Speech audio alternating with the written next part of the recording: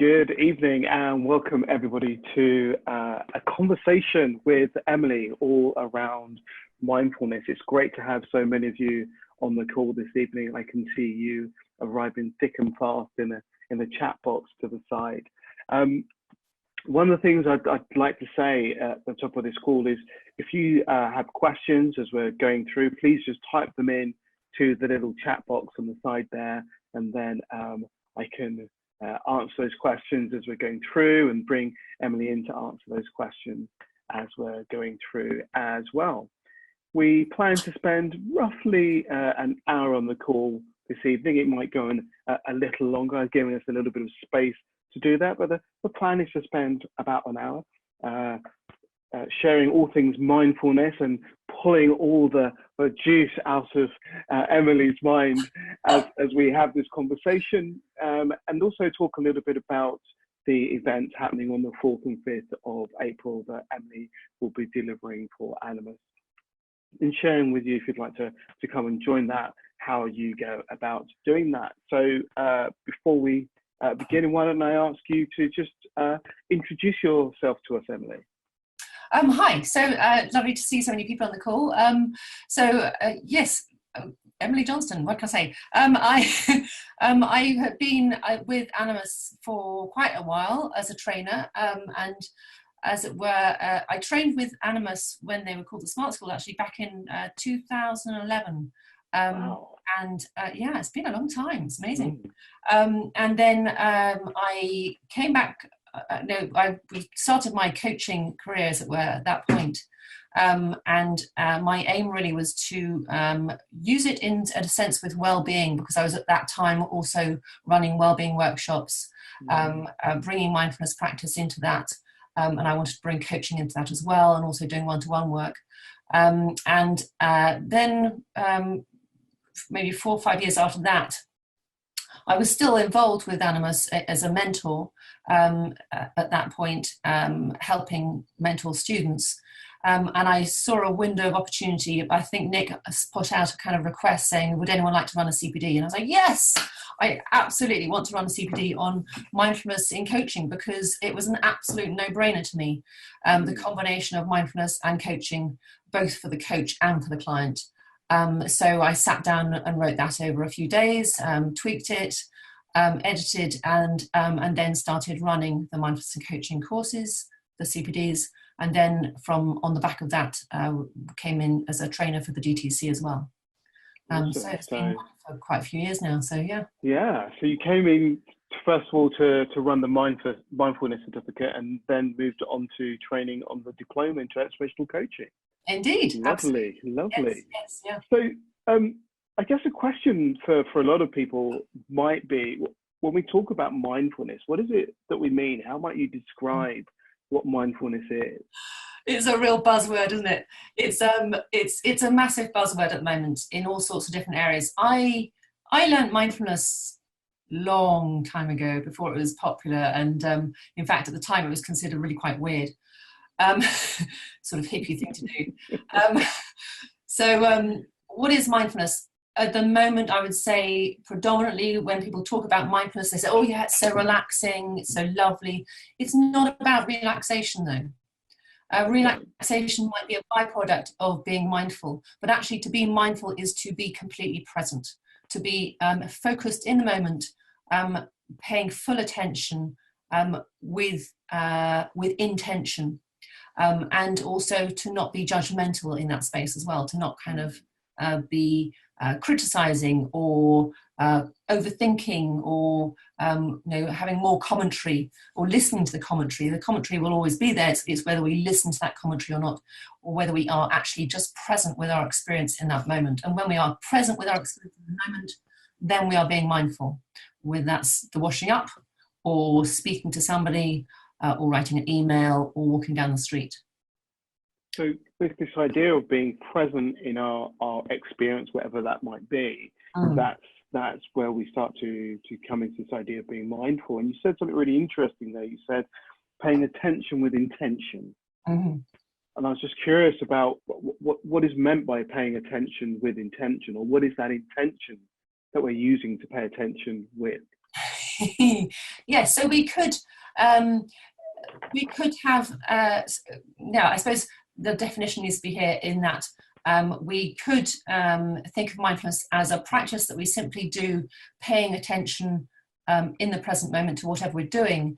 We could also see it as a meditation as well. So we could do that in an inward sense, being mindful of our experience as a human being, being mindful of our thoughts, and so on. And we do that with the best of intentions. So that intention also includes our attitude at that point.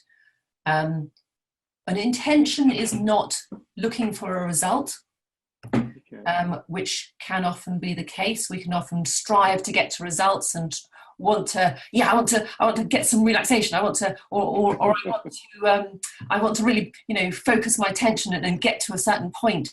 And actually, doing something with intention is just to begin something with a focus, with an idea, and that could be something greater or something smaller. And I guess this idea of being present in that moment and holding that focus on what you're doing lends itself to that idea of presence in coaching, that idea of being focused and holding the space for the client. Absolutely. I think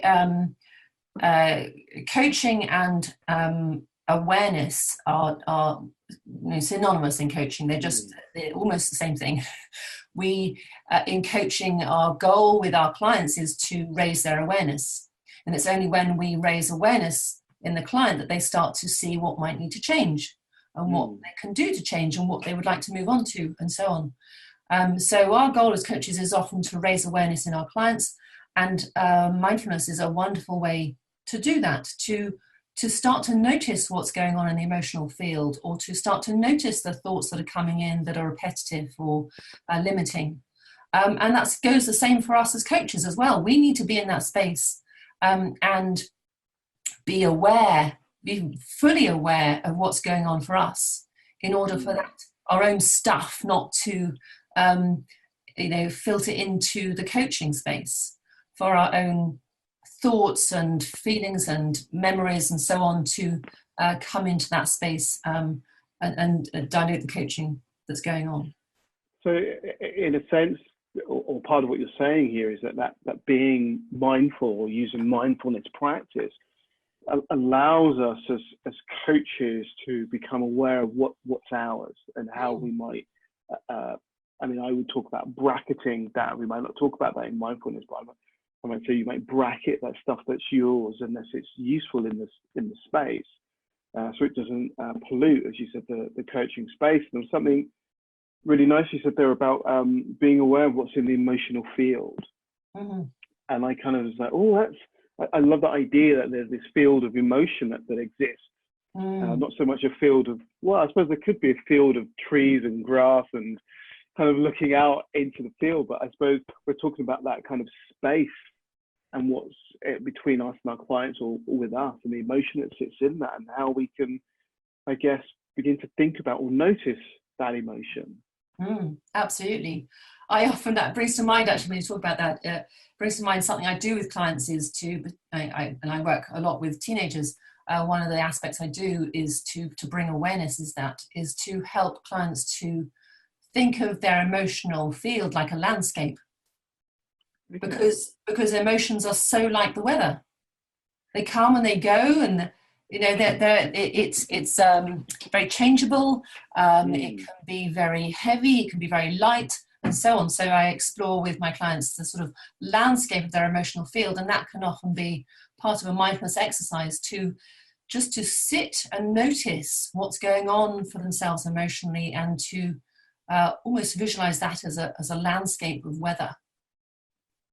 It's really interesting talking about emotions as weather, and this idea that it comes and goes. I can kind of recognize with some of the clients that I work with that sometimes they feel very fixed and attached to the emotion that they're having, as if it is a never-endingness, as opposed to this idea that there may be an ebb and flow to the emotion. I'm just curious about what sort of work might one do if a client is fixed to that emotion? How might, when we think about it being like the weather, is there anything that you would go, oh, I might bring this into the space? Yeah. Oh my God. You just started a whole train of thought in my head. Yeah. So many things, so many possibilities. Interestingly, I was actually at a conference today. I spent all day at a conference on mental health, particularly mental health in schools. And mindfulness came into every single presentation. And one of the aspects that certainly one of the speakers talked about was the power of using mindfulness techniques to notice what's going on in the emotional field for the client, so they can sit with that and through a mindfulness practice notice the emotions, where they sit in the body, almost getting somatic with it. Actually give some sort of visualization around it, and then to be able to accept that that is there, that is what is in the emotional field. And when we can really fully accept what we are feeling, what the emotion is, then it becomes far easier to let that go. Okay, so the idea that there is an acceptance around emotions in order to enable them to move on. I guess part of what we might have with clients is this idea that they're not accepting what's going on. Quite possibly, absolutely. There may be a number of different things going on. There may be a lack of acceptance of what's going on, or even taking it higher up, taking it to a point where they're not even knowing what's going on. So not even noticing what's going on in the emotional field. And actually, there's been a lot of work in the field of neuroscience around this, and the recognition that we have a thinking mind, and then we have in the kind of psychology, we have the thinking mind, we have feelings, which is the understanding and noticing of what's going on in our emotional field. And then beneath that, we have thousands of emotions going on, which a lot of them we're not even aware of. And it's that awareness that we can get with mindfulness, that we can start to delve into that and just to notice what's going on. We have, I think there's some work done by Martin Seligman, who's an eminent psychologist, amazing man, saw him a couple of years ago. Martin Seligman and the Dalai Lama have done some work and researched 34,000 emotions and still counting. And most of the time we are utterly unaware of these. And if we can delve into them and notice them, then we have a chance to be able to accept, let go of what we don't need, process, work through, and let go with this. So that number is just a huge number. When we think about emotions, I mean, if we're lucky, we're aware of being happy and sad, we're aware of being angry or frustrated and annoyed. Yeah. And we start to run out of them. And when you think about there being that number, I'm curious, do you say to your clients, there are this amount of emotions, so let's explore our kind of our field of emotions and what might exist there? Is it like an emotional chart one might use? Absolutely. All of a sudden. Yeah. Yeah, I mean, there are apps we can use to explore emotions. There's one called the Universe of Emotions, which is really interesting, where you can explore 2,000 emotions and how they sit within positive and negative and energetic and relaxed. There are, obviously coaching cards. I often use coaching cards. So take, for example, I had a client on, where are we? It's Tuesday, isn't it? I had a client yesterday. Slightly lost in the week. I had a client yesterday who presented with something very emotional, but she couldn't express it. She wasn't able to express it. So the only word that she could come up with was sad. It was like, I feel like there's an awful lot more there. And so we did an exercise where a mindfulness exercise to just sit with what is going on, to start to notice within her what was going on more fully, to just send out that curiosity into her being, into her physical being, but also into her kind of emotional space, for her to notice and just sit with what was going on. And then we use coaching cards to expand on that, for her to really, in a sense, with each coaching card has an emotion, to actually explore the extent of those emotions. She came up with about 30.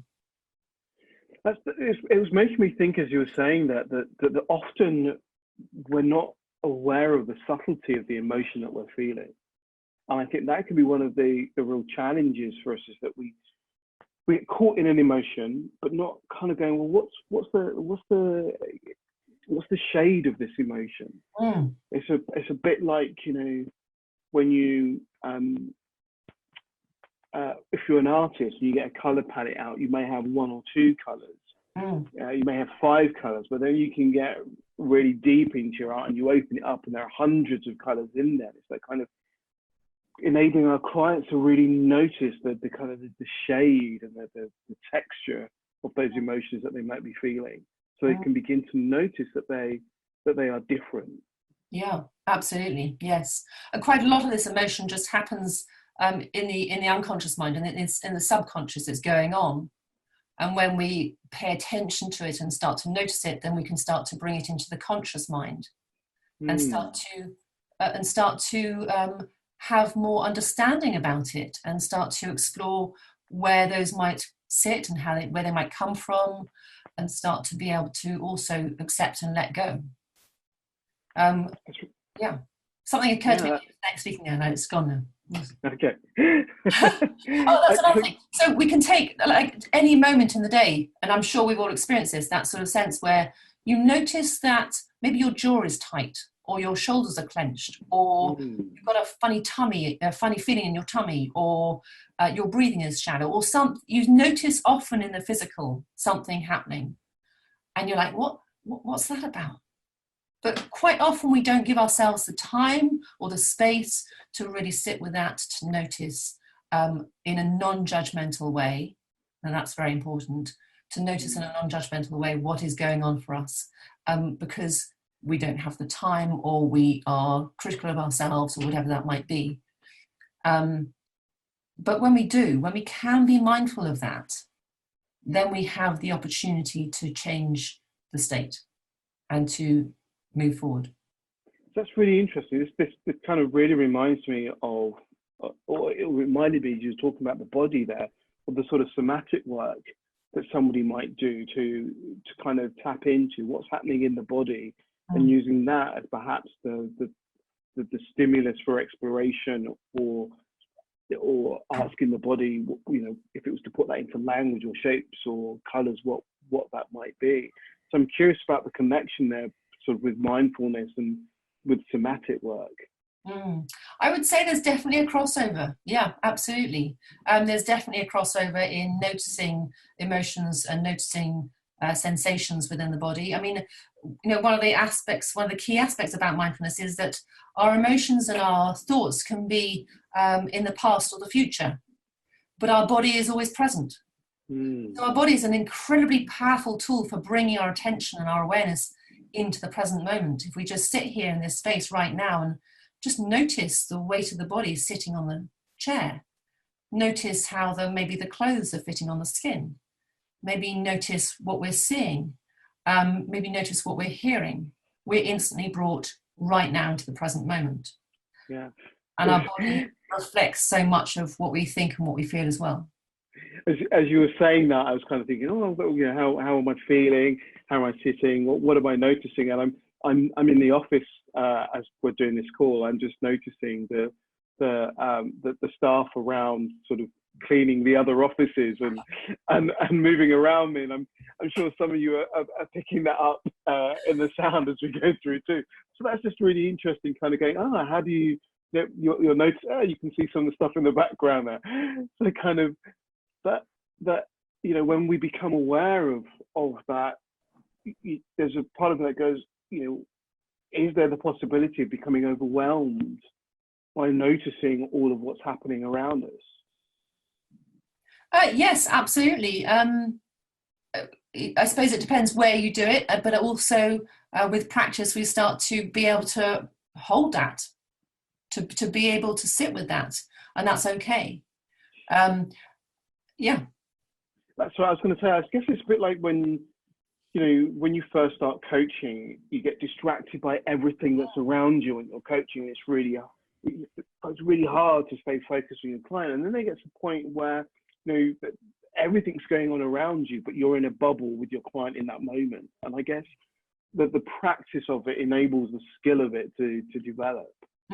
Absolutely. And a number of times where I've spoken to people who've, like if we're doing a mindfulness practice, a meditation practice, for example, I teach meditation, and often the first week is great because you're in that kind of, beginner stage where it's really kind of like, yes, I'm really focused, and you kind of really into it. And then after the first week, quite often people say, I can't meditate.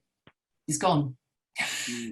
Because that's when the actual real practice starts to take over, and the thinking mind says, yeah, I've had enough of this quiet, no, come in, yep, chat to me, yep, keep me busy, and the mind gets I think often known as the monkey mind. It starts to want to play again, and we need to watch that. And actually it's only with practice that we can start to really start to manage that monkey mind, and not listen to it so much, not give it so much focus, because we spend so much time in that space.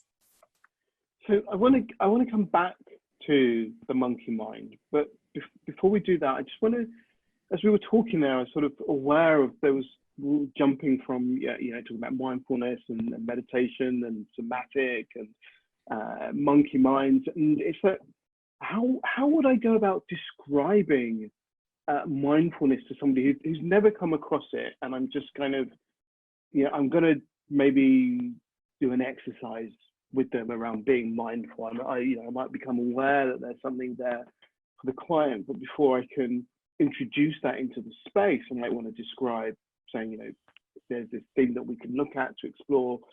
Would you like to look at it? How would I begin to explore mindfulness, or explain rather mindfulness? So I would explain it in, so there's a couple of elements I'd bring in. So firstly, I would explain mindfulness as being, it's a very simple practice. It's almost, it's almost ridiculously simple, but it's a practice of being completely present in the moment, noticing in a non-judgmental way, and being in that space with attention and intention. So having the intention to pay attention with no judgment in that space. Being completely present. To pay attention without judgment in that space.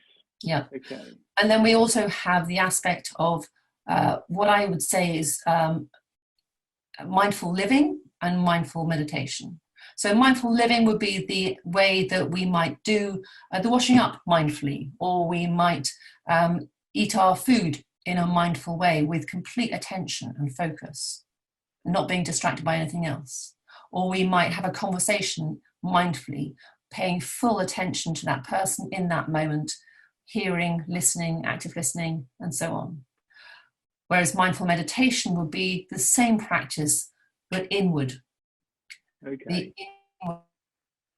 inward focus. So focusing on maybe breath, for example, is quite a common mindfulness practice for meditation. Focusing on the breath, letting go of the thinking mind, letting go of any emotions that are coming up, letting go of distractions, just focusing the attention just on breath and letting go of anything else. And this is a way of disciplining the attention so that we can then access that state of being at any given moment. And the more we practice, the more capable we are of accessing that. Okay, that's really interesting. So mindful living, I guess, is about being in the world and doing things mindfully, paying attention to what it is that we're doing in that moment. And I can recognize to myself that often I'm doing 14 things all at the same time. So nothing has my focus. Whether that's walking through the park on the way to the train station instead of just being present in the park.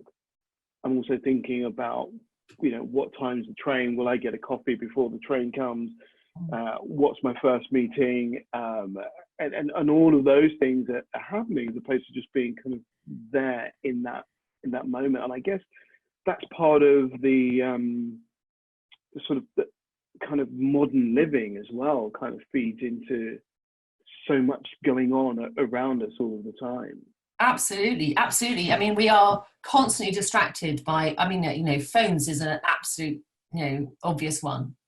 How often are we in the middle of something when our phone pings for a message of some kind or whatever, and actually that distraction, even if we don't open our phone or even look at it, the science shows that we have already been distracted.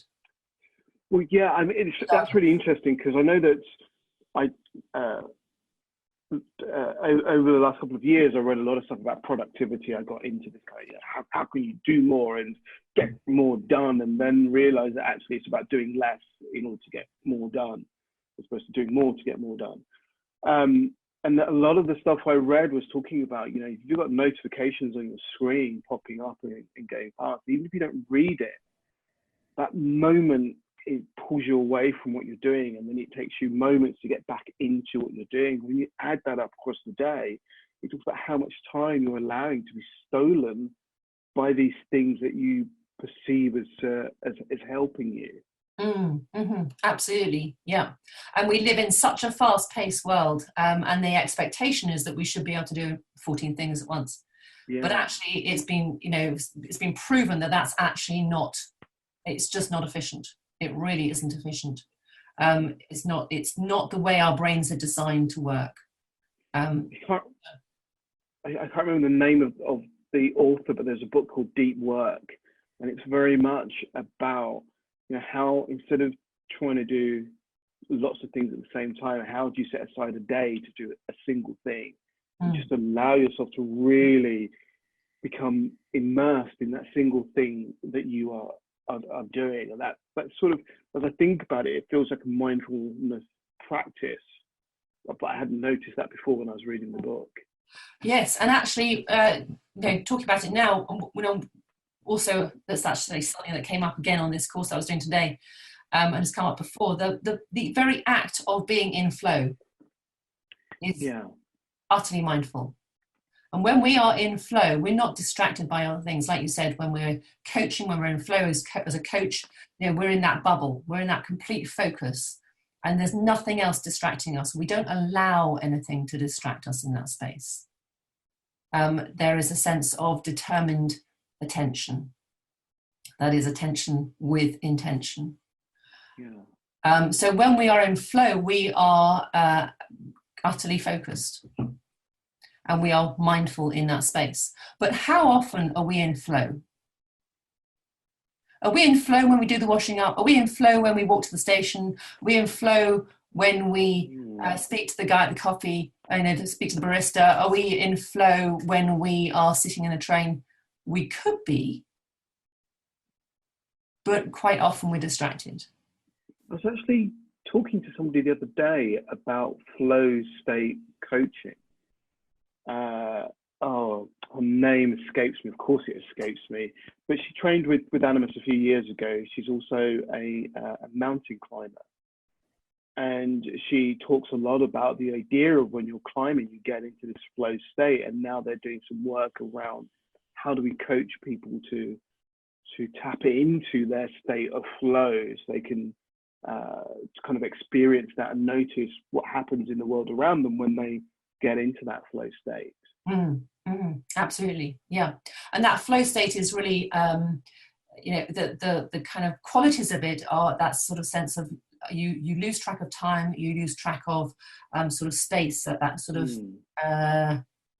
you lose track of kind of the kind of elements that we normally are aware of, and you're in a space of full attention, and it's very dynamic space. But we can be in that space in any chosen moment if we want to, by being mindful.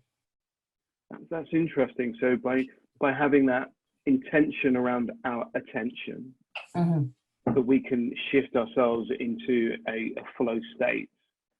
Yeah, I'm just thinking about my journey home this evening and thinking, oh, I'm going to see how that plays out. And I guess there's a question here as well as, is there a level that one needs to be at as a coach in order to work with mindfulness, or in order to bring mindfulness into their practice? No, I don't think there is. I mean, I think it certainly helps to have an understanding of coaching and what that, the basics, the fundamentals of coaching. But I think it's something that you can bring in at any stage, so if you're coming towards the end of your training or you're newly qualified, absolutely. Certainly it's something you can bring in. What I would say though is that if you're going to bring in mindfulness to your practice, you need to be practicing mindfulness yourself.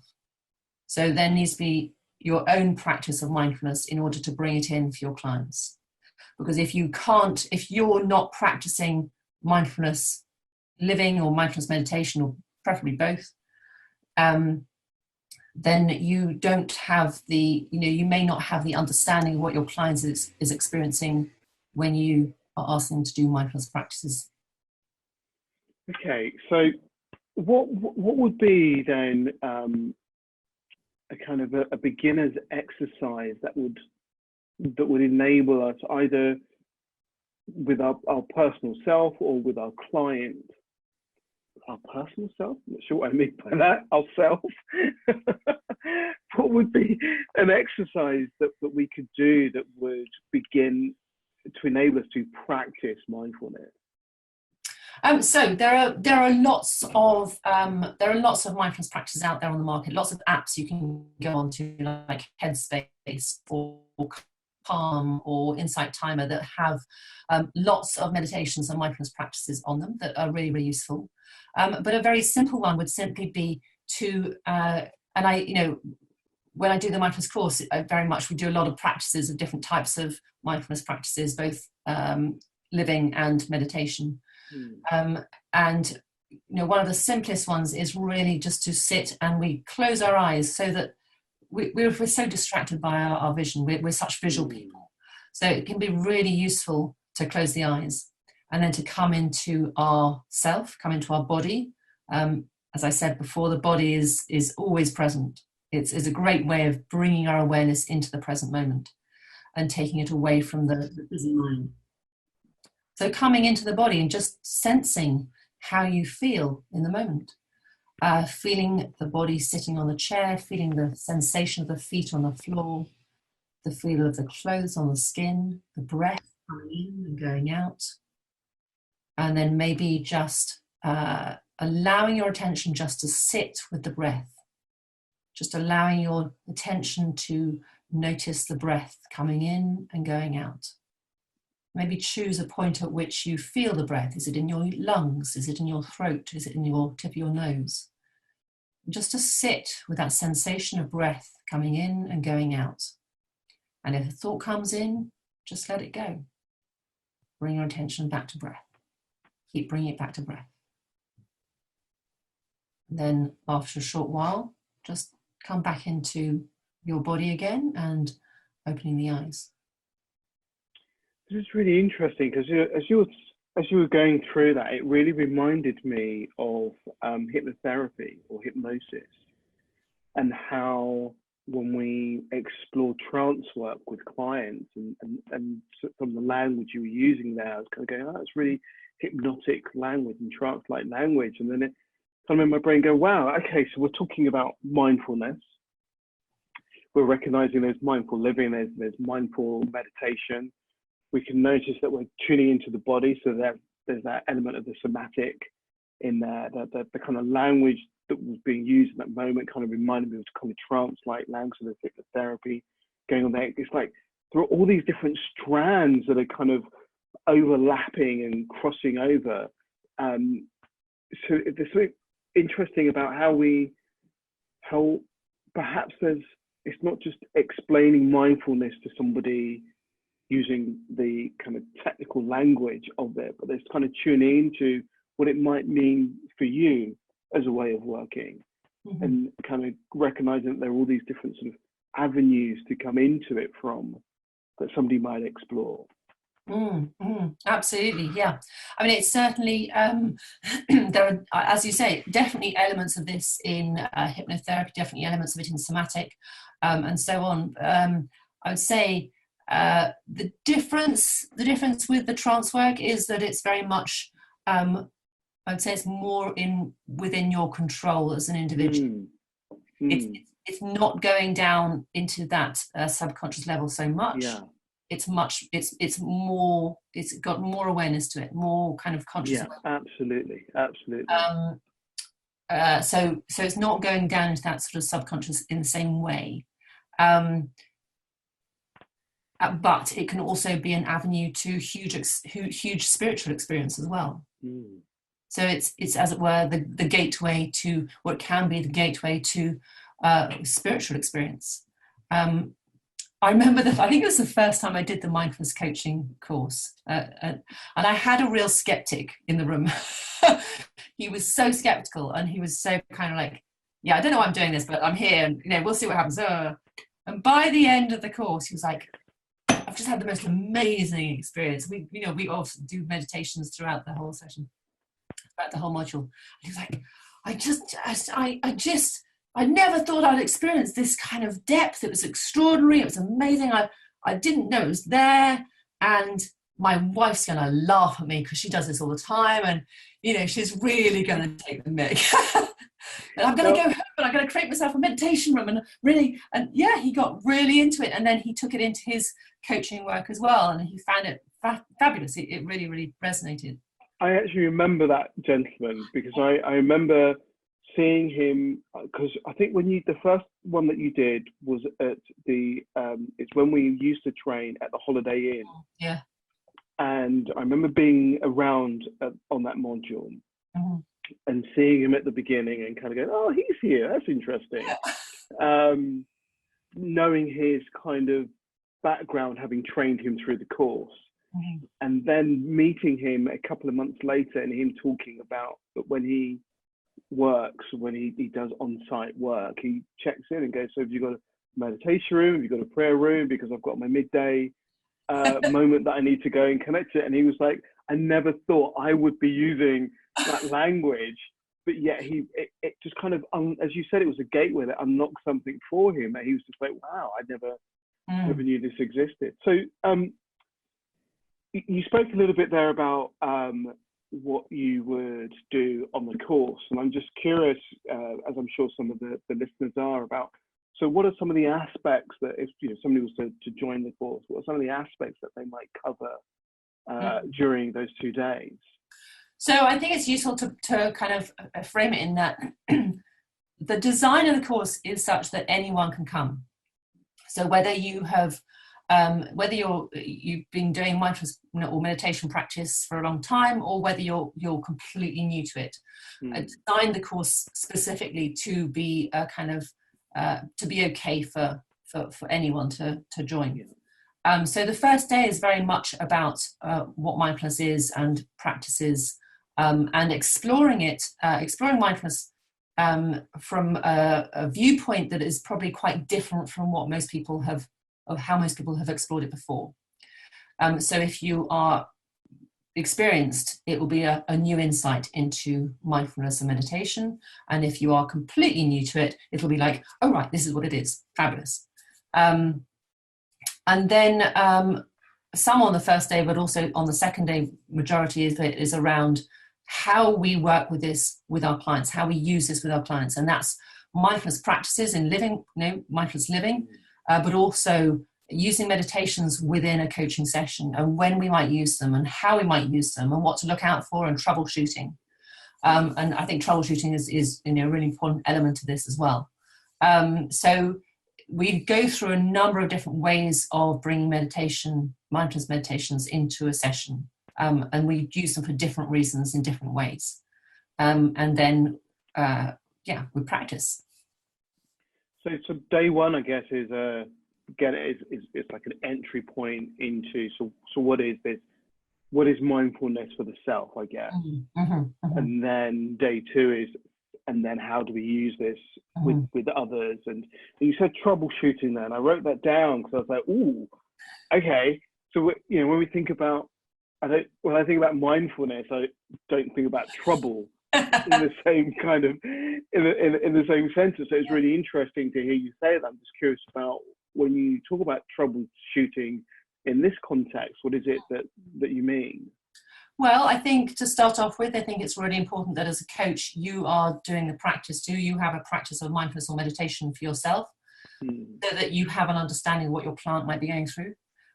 We need to be aware of clients who might not feel comfortable doing this. And we need to be able to manage that. And we also need to be able to manage if a client is going into a mindfulness practice with you in a session and is just not getting it, or it's not working for them. And also in dealing with some people who have trauma, sometimes mindfulness practices are not good for people who have trauma. So it's very important to be aware of that in the space and to be able to manage that carefully within the space of the client. So those are those elements. There are also those elements when your client comes back and says, well, that didn't work. This didn't work or that didn't work. So being able to explore the experience of mindfulness practice that they've been given and they've tried, and being able to explore in a coaching way what might help them to work on that practice, or whether they want to go ahead with it or not. So it's a number of different elements in there, but something very important to cover. You said that it wouldn't be useful for somebody with trauma. Could you just give me a little bit more? So not necessarily. So it can be useful when people have trauma, but we also have to recognize that sometimes when someone has trauma, sometimes the act of sitting and noticing emotion and noticing thoughts and being in that sort of somatic space can trigger a reoccurrence of trauma. So we do have to be aware of that. And we can look out for the warning signs. And that's just an element of being aware as a coach in that space, what to look out for and how we manage that situation. It could be the first time that your client has just sat since their trauma. It might be the first time that your client has really sat with what has happened, or sat with any kind of stillness and exploration of emotions, which can then trigger things to bubble to the surface. Obviously, as coaches, we're not working with trauma, so will be a point at which we explore whether they take that to therapy or not. But just if we have a client, we don't necessarily know that whether they've been through trauma or not, or received therapy or not, whatever. We will explore various elements, but they may not be completely open at that point about whether they've experienced trauma. And it could be that during mindfulness practice, that just might bubble up. Yeah, well, I think it always feels important for me to say that we all have a level of trauma. Oh, yeah. And often coaches, especially new coaches, but not just new coaches, but we can get a little bit anxious, I guess, about, I don't want to trigger trauma, I don't want to break somebody or damage somebody. Well, I think it's just mindful to know, interesting, to know that we all have levels of trauma, and we will have levels of traumatic experience, and it's not that working with somebody you're going to trigger that, but it might come up, like it might come up in a coaching session, but also like it might come up in having a chat with somebody at a bus stop. So it's not something to avoid. It's not stuff to avoid, but it's just, as you said, to look out for the signs that enable us to know that there's something else going on here that we need to explore, and then look at what might we do with our clients to take this perhaps to a different space, or to look at this in a different way. Absolutely, yeah. So earlier on, you spoke about the monkey mind, and that kind of caught my attention. And I just wanted to have a think, because so what's what's that book? Is it the monkey paradox? No, the paradox. Chimp paradox. Yeah. Chimp paradox. So the monkey mind, is that something similar to that notion of the chimp paradox? I've completely at this point forgotten what the chimp paradox is about. Remind me. So it's the idea that so that chimp is the kind of more primitive part of our brain, that's the fast part of the brain, and it's the bit that wants the quick release, or the sweets, or the play, or or the distraction, or the noise, but it's quick, so it beats our rational mind. Yes. So we can get caught with our chimp running around and creating chaos before we even notice what's going on. Yes, absolutely. Absolutely. I would say it's definitely along the same lines. Absolutely.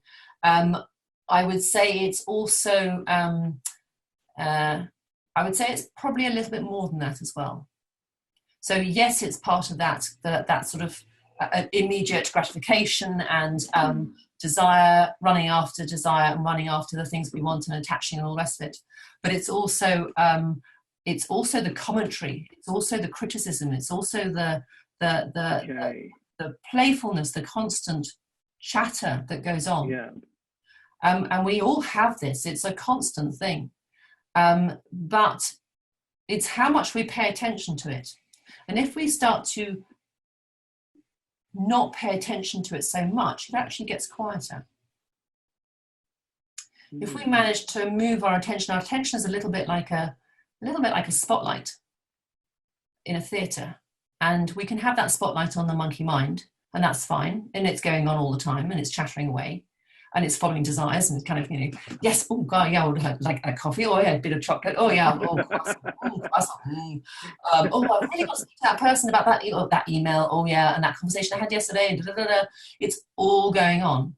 And we can have our spotlight of attention on that, or we can move our attention away to, for example, a sensation in the body, or just the breath, or the colour of the trees, or the sound of the water. I was walking the dog the other day, and it was my feet squelching in the mud. It's fantastic.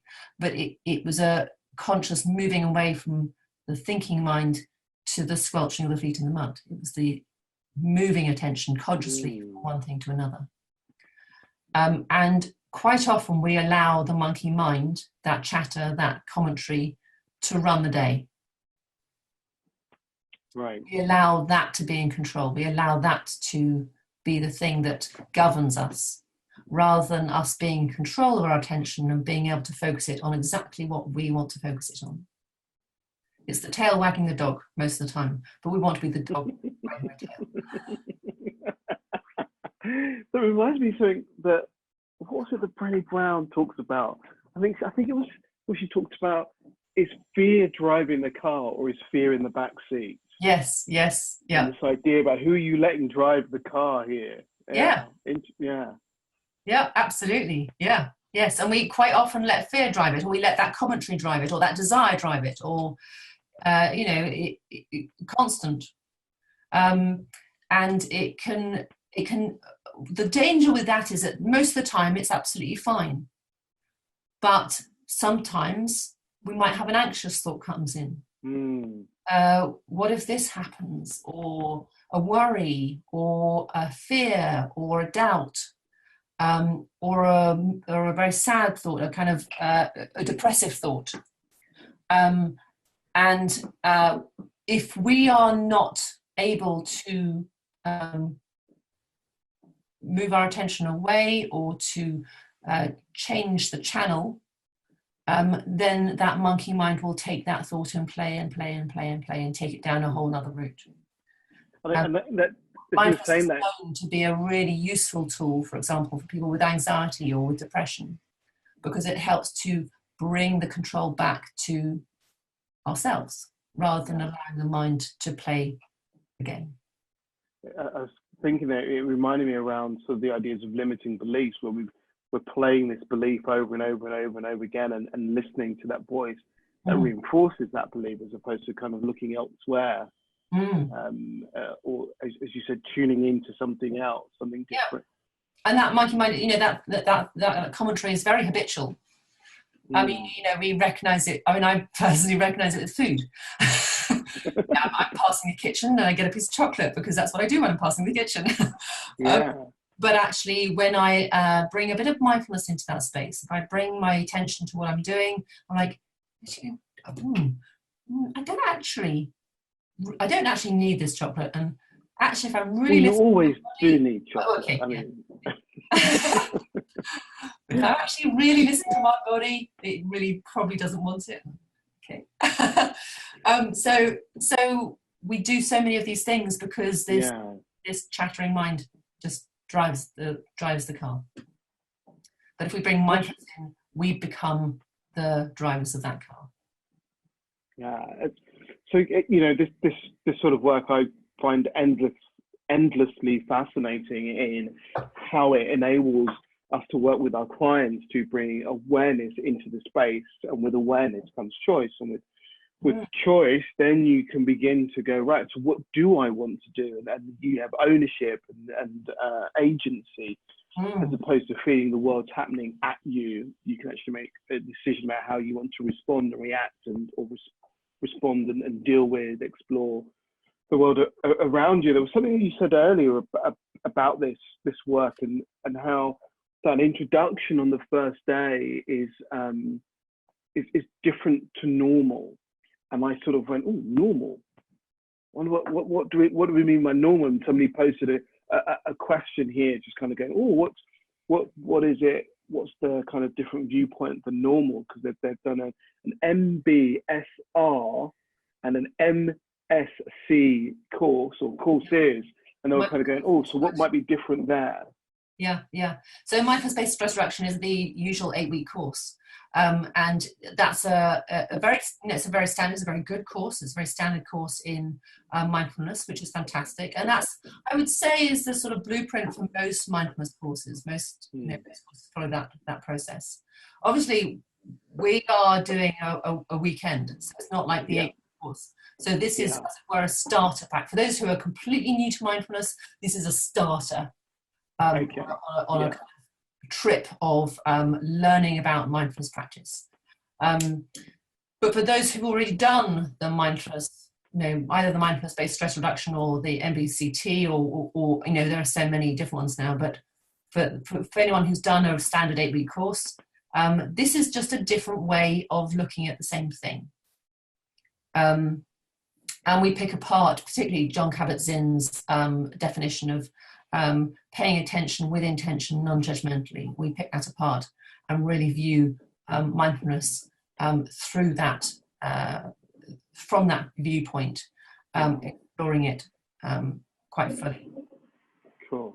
I'm just aware there's lots of sound around. There's a gentleman with a Henry Hoover in the office. Oh, here it's fine. What's hilarious is that often in the evenings I'm here and it's completely silent. There's no one around. Today they've decided that today's a good day to do that, but it's fine. So if you're hearing sounds in the background, that's what's going on here. What's the other question I was going to ask you about? You mentioned somebody earlier on. I think somebody asked a question about it. Oh, Seligman. Is there a particular book that you might recommend as a starter for 10? On what? On mindfulness. I think you said something in relationship to mindfulness, and I think the question was just kind of going, oh, where would they start with that, or which book would you recommend? So I'm just looking at my book list up here. There are so many books. What I would say is, in terms of mindfulness, there's the Dummies books are brilliant. Okay. I've been meditating for pretty much my entire life, and I went round to a friend's house about 10 years ago. I went round to a friend's house, and he's been meditating for 25 years, and he had this book on his desk, Meditation for Dummies. And I said, John, what are you doing with a Meditation for Dummies book? He said, no, it's really, really good. And it really is. I mean, whether you're new to mindfulness or meditation, or whether you've done 25 years or 30 years, whatever, I would really recommend the Meditation for Dummies, and also the Mindfulness for Dummies, actually, as well. It's written by a friend of mine. And both very good from the point of view of meditation and mindfulness practices and meditations.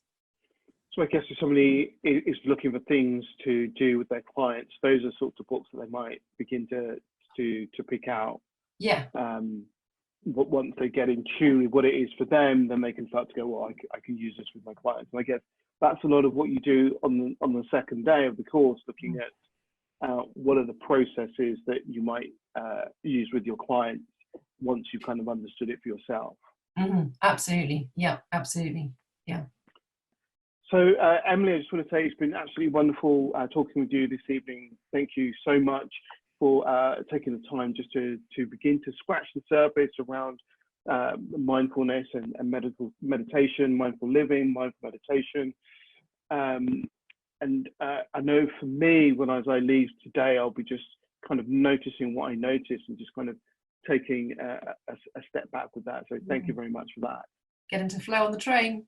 Flow on the train. Awesome stuff. Excellent. Brilliant. Oh, thank you, Emily. Really enjoyed it. Thank you. Cheers. And thank you, everybody, for joining us on the call tonight. As I said, please feel free to check out the website. If you have any questions, then ping me an email. I'll get those over to Emily and we can get all of those answers for you. Absolutely. Yeah. Have a wonderful evening. And if you're listening to the recording of this, have a wonderful day. Thank you all very much. Cheers. Take care. Thanks. Bye. Cheers. Bye-bye.